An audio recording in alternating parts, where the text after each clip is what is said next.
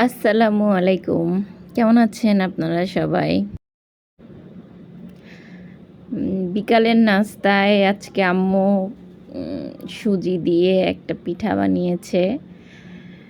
প্রথমে সুজিটা সয়াবিন তেলে ভেজে নিয়েছে, কারণ ঘি দেয় নাই বা বাটার দেয় নাই, কারণ এগুলোর স্মেল নিতে সমস্যা হয় একটু, এজন্যই তেলে ভেজে নিয়েছে। তারপরে এর ভিতরে চিনি, তেজপাতা,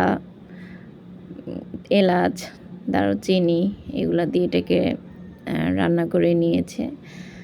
তারপরে আম্মু এখানে আটা দিয়ে, আটা বা ময়দা যেটাই হোক, আম্মু এখানে আটা নিয়েছে, নিয়ে ছোট ছোট রুটি কেটে নিচ্ছিল। এটা যাদের কুকি কাটার আছে তারা কুকি কাটার দিয়ে নিতে পারেন, আমরা এটা দিয়ে নিয়েছি। পরে আম্মু সুজির পুরটা এর ভিতরে দিয়ে রান্নাটা এর ভিতরে দিয়ে নিয়েছে। তারপরে সুন্দর সাইড দিয়ে একটু ডিজাইন করতেছিল আম্মু। এটাকে পুলি পিঠাও বলে, পুলি পিঠার মতো করে এটা বানাচ্ছে।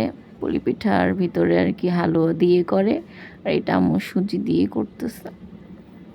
তারপরে এই তো এটা দেখার সৌন্দর্যের জন্য আর কি ডিজাইনটা করা, দেখতেও ভালো লাগে আর কি। তো এই তো করে নিচ্ছি পিঠাটা, দেখতে ভালোই লাগতেছিল। এগুলা একটা একটা করে প্রায় অনেকগুলাই হয়ে গিয়েছে। পরে এটাকে আমরা গরম পানির ভাপে আর কি সেদ্ধ করে নিচ্ছিলাম।